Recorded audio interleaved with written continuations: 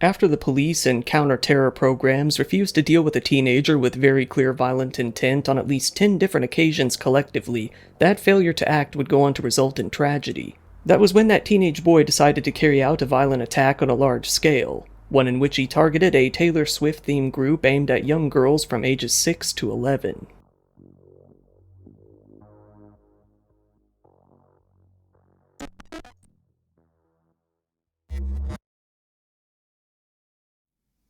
It seems that, time and time again, people out there really do make it as clear as they can that they have the intention of carrying out some sort of large-scale violent attack. Sadly, on many occasions, their violent intentions are ignored multiple times, sometimes by parents, sometimes by the police, and sometimes by the government. In this case, it was really all of the above. Let's start back at the beginning.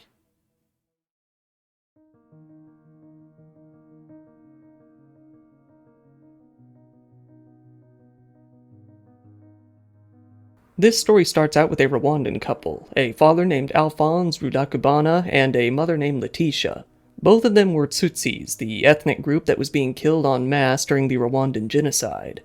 Alphonse is said to have fought with the Rwandan Patriotic Army, the RPA, the group that fought against the Hutus throughout the carnage and eventually brought the whole thing to an end.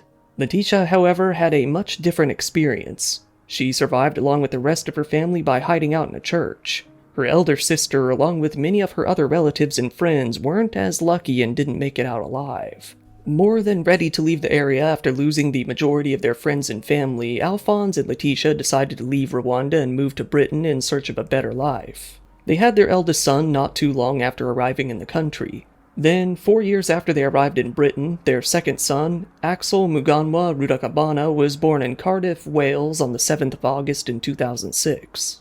In order to deal with the trauma of what they had experienced, Alphonse and Letitia decided to get much more into their faith. While they were originally Catholics, the two got much more into Protestantism over time. They became good parents all around. It was said that Alphonse was a good, hard-working guy, while Letitia was a stay-at-home mom who mainly took care of the kids. Originally, the family lived in Thornhill, just north of the Welsh capital. Their oldest son became a happy, active boy who was both a talented musician and a high achiever in school. Axel, however, would not turn out quite the same. By the time Axel was in school, the family had moved about 200 miles north to the town of Southport after Alphonse had gotten himself a job in Liverpool. Their new neighbors have said that Axel was a quiet and unassuming kid that they rarely ever even saw outside of his home. While his older brother was mischievous and energetic, Axel was much more subdued. The neighbors said that, when they did see him, he was usually fairly shy, clinging to his mom the majority of the time. At school, Axel was fairly involved in acting and drama. He became a part of the school's musical theater group, which led him to taking acting classes at the nearby Pauline Quirk Academy. In 2018, when he was about 11 years old, he even went on to act in a few commercials. He was one of the featured child actors in a Children in Need promotional ad shown on the BBC. In the video, he was seen dressed as the 10th Doctor from Doctor Who, exiting the TARDIS and everything. It's that time of year again!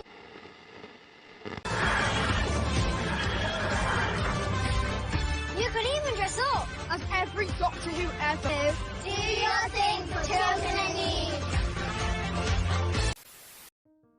While he was on the roster for a talent agency before the time he was even 12 years old, it was said that his extreme lack of confidence and his shyness prevented him from moving any further. While he was beginning to show some signs of a promising future, he would begin to spiral in many different ways, in his schooling, his budding acting career, his social life, and his family life. Axel began to withdraw and become more reclusive. By the time he began attending Range High School in Formby in 2017, his social life with his friends was virtually non-existent. Quickly after joining that school, he began to complain to teachers that he was being bullied because of his race, although there wasn't any proof that this was actually the case.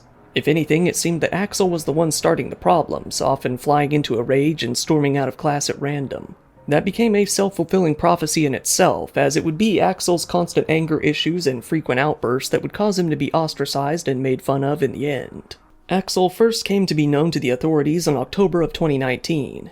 At the age of 13, he called a hotline called Childline and asked them, "What should I do if I want to kill somebody?" He contacted them again within a couple of days and explained that he had the strong desire to murder someone who was picking on him at school. Childline referred this incident to the police, and they went out to pay Axel a visit pretty shortly afterward.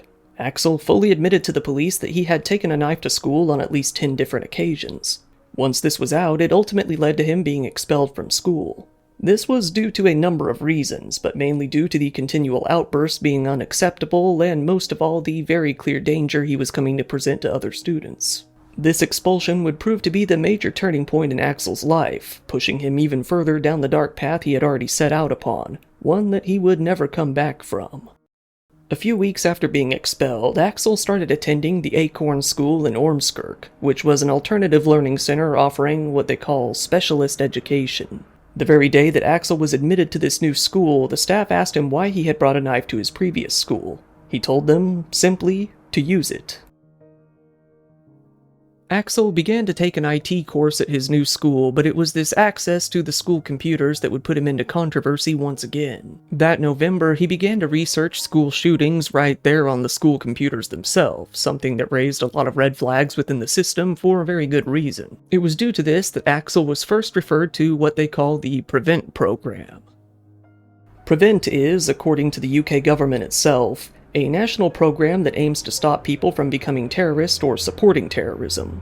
It works to ensure that people who are susceptible to radicalization are offered appropriate interventions and communities are protected against radicalizing influences. However, when the PREVENT program came to investigate Axel, they came to the conclusion that he was not a threat and just let him go. This wouldn't be his first brush with the PREVENT program though, not even close. Only 1 month later in December, Axel would come to be in trouble once again. Shortly after his school shooting research binge, Axel decided that he wanted to take his hatred out on his old high school, Range High. He took a taxi out to the school and came inside the building brandishing a weapon. It wasn't a gun though, it wasn't even a knife. He had decided on using a hockey stick to carry out his rampage. On the stick, he wrote the names of certain students and teachers that he hated. He did break the wrist of one student by hitting him with the stick. He continued to swing at others until the police finally arrived. He didn't even stop the attack at that point, not ending his outburst until the police finally subdued him. The attack could have been much worse, as the police found a knife in his backpack shortly after. Axel was arrested and, by February of 2020, he was charged with and pled guilty to a few charges: assault occasioning actual bodily harm, possession of an offensive weapon, and possession of a bladed article. Axel took a certain plea in which young first offenders are placed under supervision rather than in jail if they plead guilty to that first offense. This is a rehabilitation program that operates in the hope that the criminal won't reoffend. Around this time, Axel was first diagnosed with both autism spectrum disorder and an anxiety disorder. After this incident, he was kicked out of the Acorn School as well, for in-person classes, that is. They continued to send him his schoolwork to do at home, but he just refused to do it. He finally returned to school one more time in July under strict supervision. One student who had formerly known Axel said that he was not surprised that he had done all of this, saying that it was only a matter of time before he did something. This student said, "People know he's mentally ill. The system knows he's mentally ill. A normal person doesn't bring a hockey stick into school. He's not a well lad, we know that. If it was my guess, the system knows that and he's a ticking time bomb." It was now 2020 and lockdowns were going into full effect all over the world. All these lockdowns did for Alex were worsen his pre-existing issues. He began to spend all day at home, inside on his computer. On his computer, all he really did was research different massacres, tragedies, and historical atrocities. Even after lockdowns came to wind down, he continued to live this way of his own volition. Over time, this only resulted in Axel losing his mind even more and his behavior going even further downhill. By now, Axel was basically a complete recluse. The only time anyone would ever see him was when his dad would drive him back and forth to school. One neighbor said, "He was quiet. He used to just stand there kicking stones, waiting for his dad to come out." In February of 2021, Axel had yet another brush with the PREVENT program. This was after he repeatedly praised the Gaddafi regime online, mainly posting pictures and memes in support of the now-dead leader on Instagram. Again, the PREVENT program came to the decision that he didn't hold any problematic terroristic views and let him go. This lasted a whole 2 months until April. The PREVENT program was once again called out to investigate Axel when one of his teachers noticed that he had left open several tabs on a school computer, showing that he had been researching the London Bridge terror attacks while he should have been viewing a lesson. This only led to Axel hating the idea of school that much more. Mental health services noted that he was now experiencing some pretty extreme anxiety, likely only made worse by COVID lockdowns that almost entirely prevented him from leaving his home. Along with his issues at school, he didn't last much longer. He came to quit the Acorn School only a month later in May. Axel became more obsessed with watching graphic gore videos online. He took a very keen interest in what his parents had experienced, the Rwandan genocide. However, rather than researching it to learn more about what his parents had been through, he instead thought it was cool. It made him feel like he wanted to commit some sort of mass killing himself. Axel began to take an interest in other historical events involving massacres as well, like the Nazi regime and the many conquerings of Genghis Khan. He researched a lot about slaves and the ways that they were mistreated, taking an interest in the tortures applied. He was fascinated with the Mau Mau Rebellion, a war in Kenya between the British military and the local Kenyan governments, as well as what was called a clan cleansing in Somalia. In addition, he was particularly invested in the Russian invasion of Ukraine, the Korean War, the Sudanese Civil War, and the Balkan Wars. Axel, for reasons he never described, ended up with a passionate hatred for religion as well. Mainly, he hated Jews, Christians, and Muslims. He ended up with a good number of photos on his phone depicting the murders, torture, and beheadings of religious figures, usually in the format of memes that mock those religions. Axel began to collect different writings on these subjects as well, including history books on Nazi Germany, books about remote control car bombs, and books on torture and cultural violence. Axel's new emerging obsession with the Iraq War and terrorism in general led to him downloading a document unlike the others, a PDF document entitled Military Studies in the Jihad Against the Tyrants, the Al-Qaeda Training Manual. Possessing this training manual in the UK, as well as in a lot of other places, was highly illegal. It was within this training manual that Axel discovered ricin. Ricin is a very lethal poison that, in general, was popularized by Breaking Bad.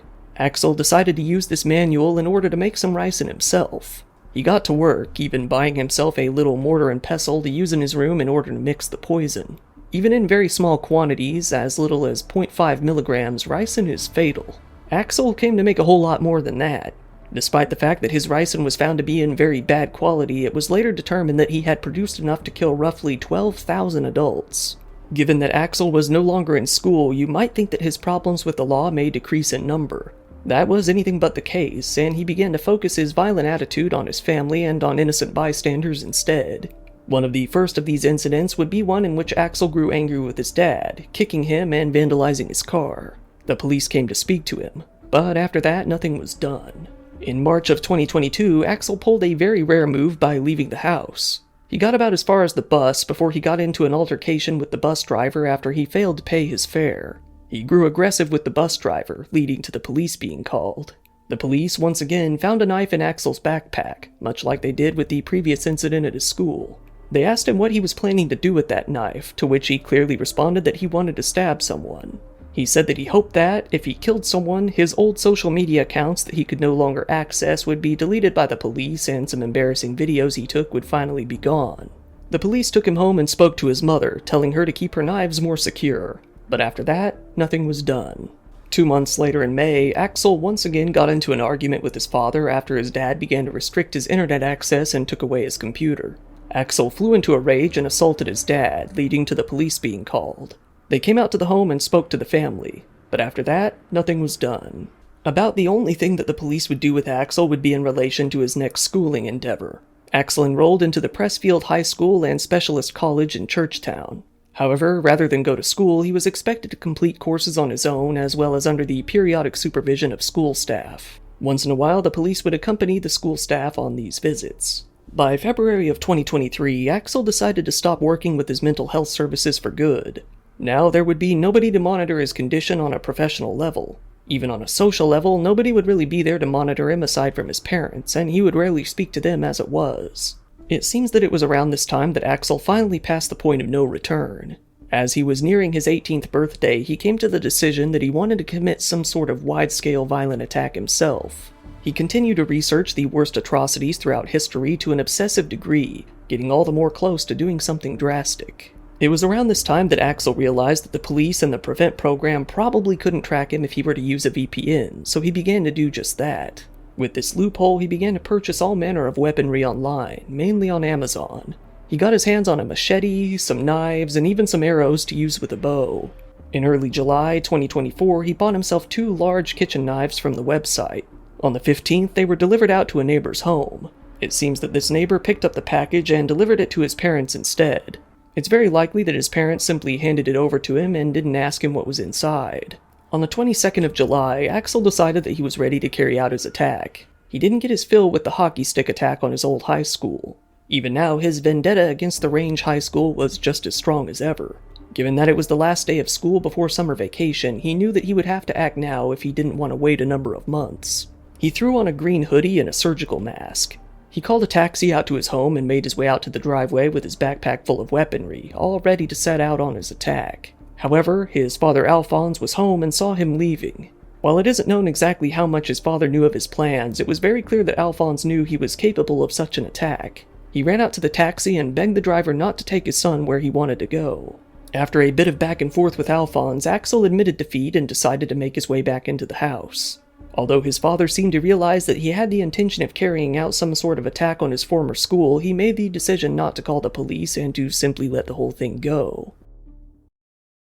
Axel's planned attack on his high school had been foiled. However, he wasn't ready to give up right there. He wasn't willing to wait a few months for school to get back into session either. For whatever reason, he had set his sights on performing some sort of attack very soon, so he needed to find himself a new target for his massacre. He wanted something that would involve a lot of people, ideally young people, in a small enclosed space, much like a school would be. While it isn't known how exactly he chose his next target, it has been heavily speculated that he came across it by pure chance, coming across a flyer for an upcoming children's event the very next week.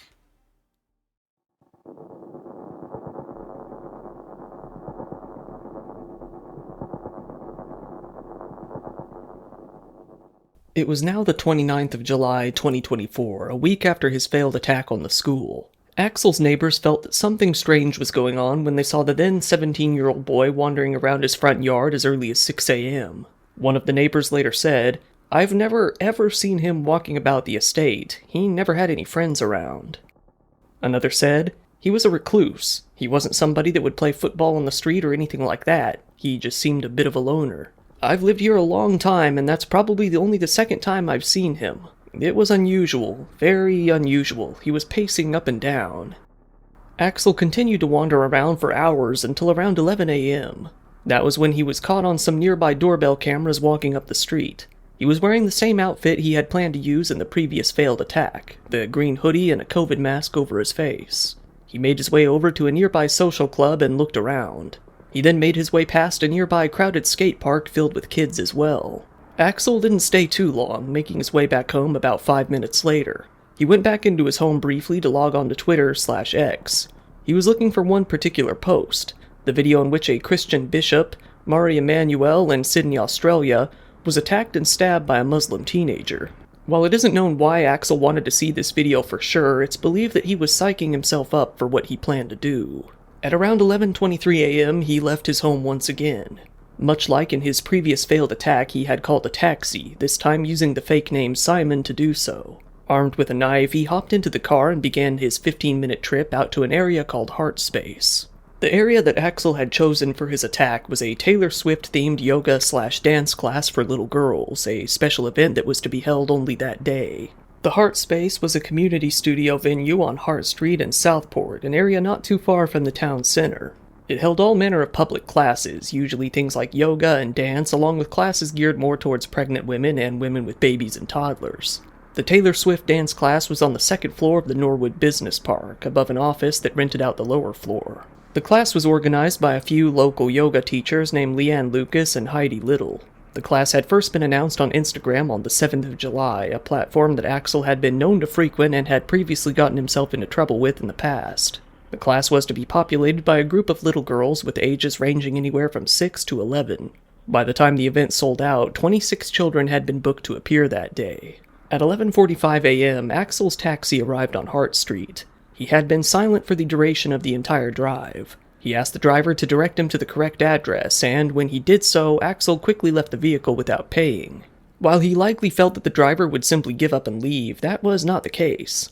Axel began to speed walk down the alley towards Heart Space as the driver pursued him in the taxi. By mistake, he ended up at a local mechanic's shop. Two men came out of the shop to see what was happening when they came across Axel arguing with the driver. They told Axel to pay up, but Axel simply looked at them and said, "What are you going to do about it?" before walking off once again. Axel once again made his way back towards Hart Street, and this time approached the correct building. The taxi driver continued to follow him, getting a video of Axel attempting and failing to open the doors to the building before giving up and moving to a side door, which was open. At this time, Leanne Lucas, one of the women operating the yoga class, saw Axel approaching the building but thought nothing of it. She went back to sit down with the children as they made friendship bracelets around a table. Axel, at that point, was walking up the stairs to the yoga studio. Armed with an 8-inch long knife, Axel barged into the yoga studio where 26 little girls were still gathered around the table, making their bracelets and singing Taylor Swift songs. Leanne didn't realize that Axel was armed, seeing him and assuming that he was there to pick up one of the kids. Without uttering a single word, Axel lunged towards the girl sitting closest to him. He grabbed her, pulled her close, and stabbed her. He then pushed his way through the room, attempting to stab as many kids as he could. While completely silent, he moved throughout the room quickly as if he was trying to stab as many people as he could before he lost his chance. In this frenzy, he stabbed Leanne Lucas 5 times herself. A few of Axel's victims were treated much more harshly than any of the others, with very much of the carnage being focused on 3 of them alone. Elsie Stancombe, age 7, was stabbed 85 times in the face, head, torso, arms, and throat. Axel then moved on and attacked Bebe King, 6 years old. She was stabbed in the head, face, and torso 122 times. Axel lost his mind so much during this attack in particular that it was said that he even made an attempt to remove her head completely. Alice da Silva Aguiar was the next victim when she made an attempt to escape. That is when Axel grabbed her, pulled her back towards him, and stabbed her 4 times in the back. He also slashed her across the back of the head. She ran out of the building before collapsing outside. Another young girl also tried to escape before being caught. She got down the stairs before Axel chased her down, grabbed her, and dragged her back inside. He stabbed her 32 times. Still though, she managed to make her way back outside and collapse. By some miracle, she survived. Another girl, said to have been 10 years old, was stabbed 8 times in the chest and back. Her younger sister was also stabbed once in the back. Another 10-year-old lost her spleen after being stabbed in the back as well. Another was stabbed in the arm as well as cut across the chin as she fled. A 9-year-old was stabbed 3 times in the back so hard that it broke her ribs, her spine, and her shoulder blade. A 13-year-old was stabbed so hard twice in the shoulder and back that the knife completely went through her body from the sheer force. Another was stabbed in the back 4 times as well as she continued to run. Leanne Lucas and Heidi Little did what they could to shield the children from Axel's vicious attack.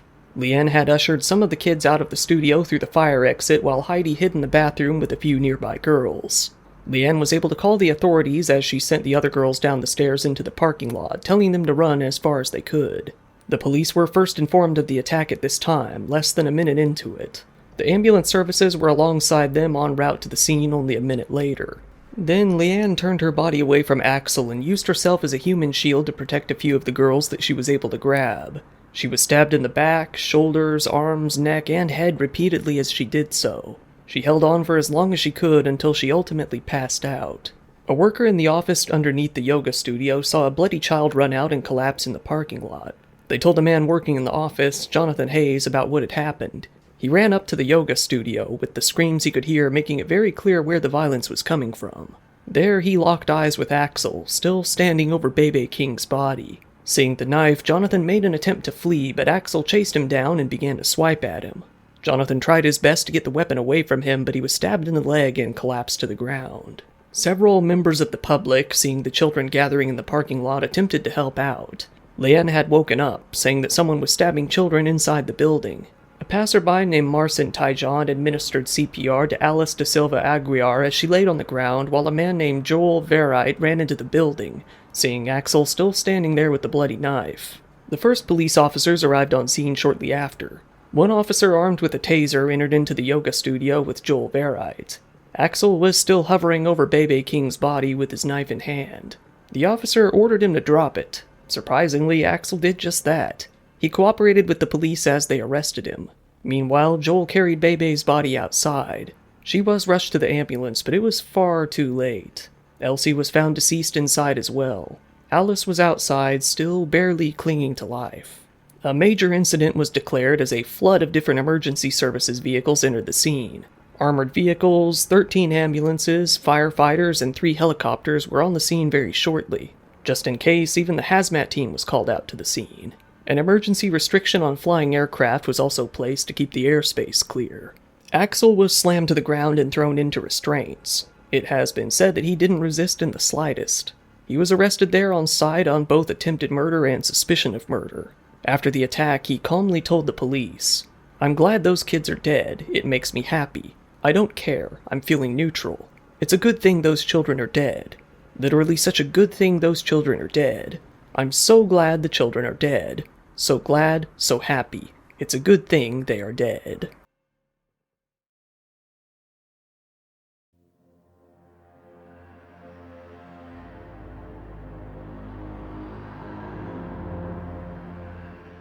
Six-year-old Bebe King and 7-year-old Elsie Stancombe had died there at the scene. Their injuries were so severe that they had zero chance of survival. 9-year-old Alice da Silva Aguiar was rushed to the hospital, but she passed away 1 day later.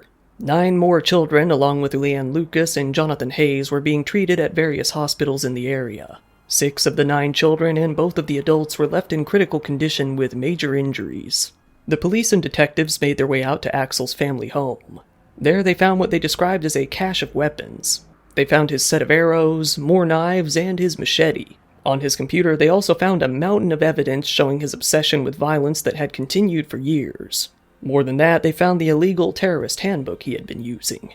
They were also shocked to see the items that he had used to produce ricin, finding quite a large amount in a Tupperware container alongside his pestle. They found a pair of safety goggles along with a funnel and a flask nearby, all which carried trace residue of the substance. The 3 girls who died in the attack that day were named 1 day later on July 30th. A vigil was held outside of the Atkinson in East Bank Square that evening with about 1,000 people showing up to pay their respects. They left flowers, handwritten notes, and small gifts all over the property near the scene of the attack. Axel Rudakubana was charged with 3 counts of murder, 10 counts of attempted murder, and 1 count of possession of a bladed article. Reporting restrictions in place within England and Wales prevented his identity from being disclosed at first, being that he just barely wasn't 18 years old. This would lead to tragedy. Almost immediately after the attack, misinformation about Axel's identity quickly began to spread online. With the media being very quiet about who he was and refusing to even show his picture much of the time, people were left with little but nothing to do but speculate. One of the biggest theories that came about as to his identity was that he was either a Muslim immigrant or an asylum seeker. Those claims were pushed even further by Channel 3 Now, which was a news site with a reputation for spreading such misinformation in the past. The same night as the vigil, hundreds of protesters also gathered outside of the Southport Mosque on St. Luke's Road, very near to where the attack had taken place. While the protests started out fairly calm, it rapidly grew in intensity as anger over the murdered girls only fanned the flames once their names were publicly released. The protests grew violent as people began to throw bricks, bottles, and rocks at the building. They even set a police vehicle on fire and ransacked and looted a local store. 39 police officers were injured in the riot in total, while 27 were hospitalized, 8 of which had serious injuries. Little did they know, Axel wasn't a Muslim, but instead a staunch atheist who hated religious people and enjoyed watching them die on video. The riot was widely condemned both in the UK and abroad. It was said that the group had hijacked what should have been a vigil for the victims and used it to push their own politics. Many of the rioters weren't even local residents, but instead people who had taken the train out to the location specifically to engage in that manner. Local residents actually helped to clean up the damage caused by the group the previous morning. Over the next few days, the riots actually spread all across nearby towns and cities, even making their way out to Ireland, leading to over 1,000 people being arrested in total.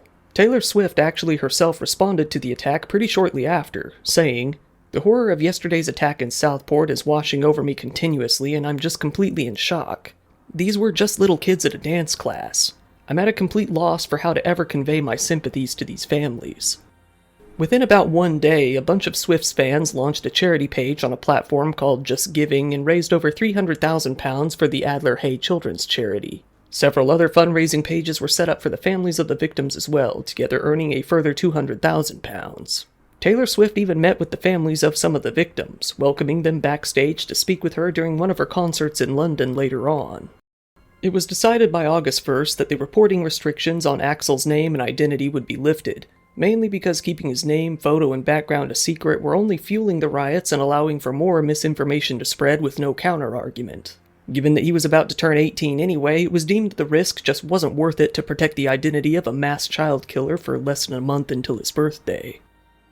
Still though, the police weren't able to list any motive as to why the crime had actually taken place. They did confirm that the act wasn't terror-related, or at the very least not tied to any sort of official terrorist sect. In the end, it really seemed that Axel simply just wanted to attack some people.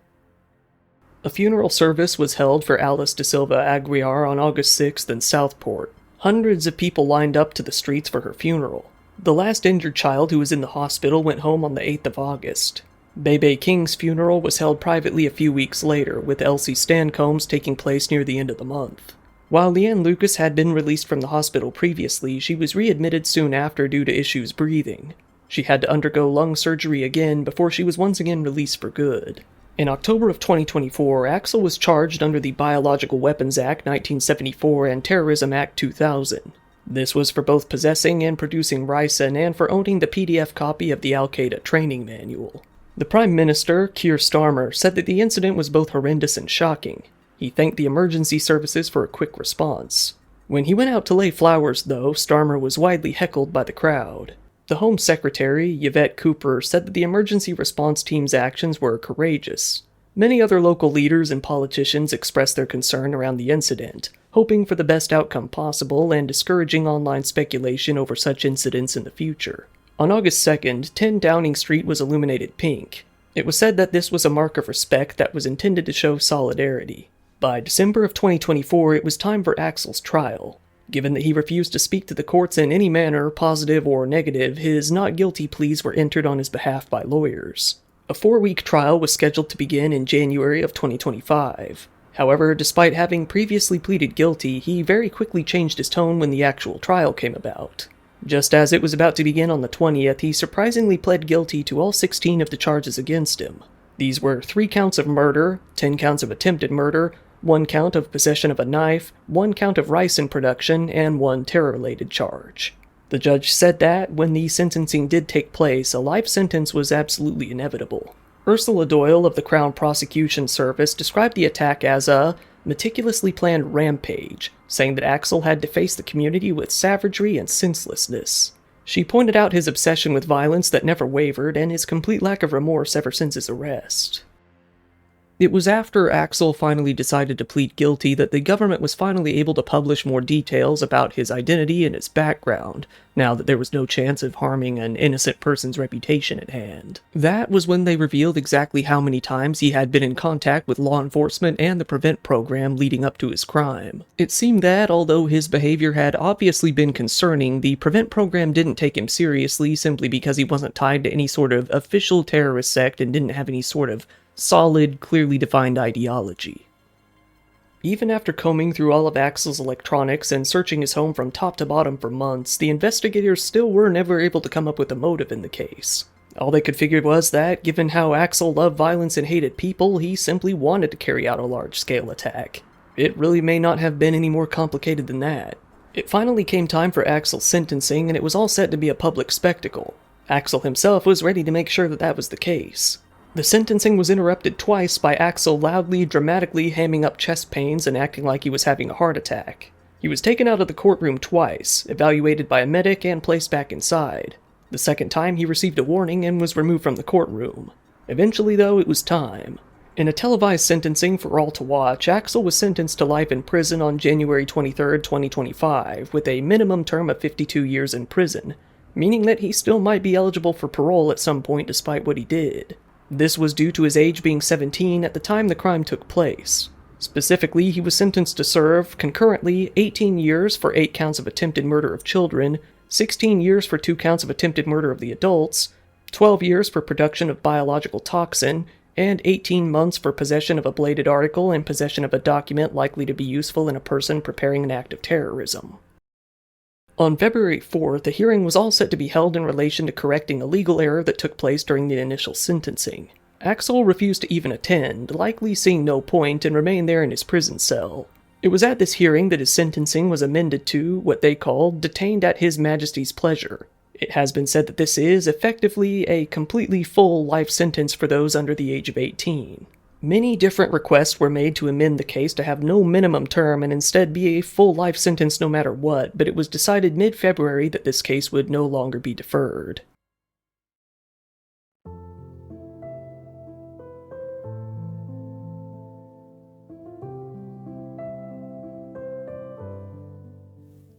It has been announced that even since the end of the trial, the UK police are still hoping to dive more into Axel's electronics and find some sort of motive for the attack. In order to do that, they've enlisted help from both the United States Department of Justice and the FBI, hoping to find some sort of new information that might enlighten them on why he did what he did. As of the making of this video though, it isn't known whether or not they've found anything substantial. The Prime Minister, Keir Starmer, has promised to overhaul terrorism laws in order to better reflect criminals like Axel. Obviously dangerous individuals who clearly have violent ideologies but don't follow any sort of clearly defined group or belief system. Specifically, it was said that this was to combat, quote, acts of extreme violence perpetuated by loners, misfits, young men in their bedroom, accessing all manner of material online, desperate for notoriety, sometimes inspired by traditional terrorist groups, but fixated on that extreme violence seemingly for its own sake. A whole lot of negative attention was brought against the PREVENT program after they failed not once, not twice, but 3 times to identify Axel as being a major threat to public safety before his crime. Although a panel determined that PREVENT had followed the correct procedures each time they were called out, the problem wasn't that they weren't following the code. The problem was that the code itself was stupid. It completely relied on the individual being part of some sort of organized ideology to act at all, something that prevented them from doing anything to detain Axel each and every time. Following all of the controversy surrounding Axel's attack, the BBC went through the effort to completely scrub all of their old ads in which Axel was featured as an actor. They were mainly only able to scrub those videos from their own platforms, as by that point they had already been found and spread widely across the internet. The casting company that had been working with Axel also deep-cleaned any mentions or references to him from all of their online records and social media. Channel 3 Now, the news platform that originally spread misinformation about Axel being a Muslim immigrant, was found to have been based in Pakistan itself, although it disguised itself as an American news agency. The fraudulent news agency had apparently tried to sow seeds of racial division in the West many times before. For example, they had falsely claimed that the attempted assassin of Donald Trump was a Chinese man. This pattern only continued when they attempted to blame Muslims, their own people, on Axel's attack, seemingly in order to worsen the already negative racial relations in the UK. After Axel's attack, the site's YouTube and Facebook pages were taken down. The website itself was later shut down after the controversy it gained for willingly, maliciously contributing to the riots in the UK. One person in Pakistan was later arrested on charges of cyber terrorism in relation to all of this, but the police in Pakistan unceremoniously dropped all of the charges later on. The head of the PREVENT program, Michael Stewart, has said that he will step down and leave his role after the massive failure of the program that led to the deaths of 3 little girls and the violent trauma of many more. A Home Officer review showed that Michael had also played a large part in the UK broadening their definition of extremism, as well as recording of non-criminal incidents of what they consider to be hate speech, leading to a lot of controversy within the UK and a lot of unnecessary arrests over the past few years. Axel Rudakubana is all set to rot away in jail for at least 52 years. Whether or not he gets probation after that will be up to the courts. Most people, even prosecutors and the judge involved in the case, have expressed an interest in making sure that never happens.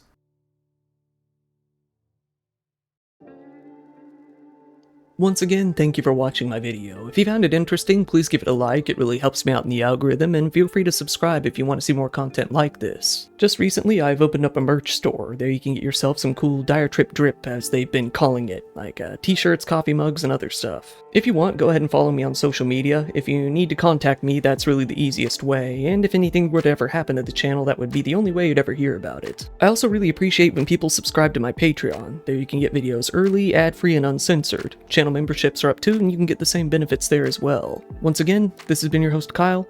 Thank you, and good night.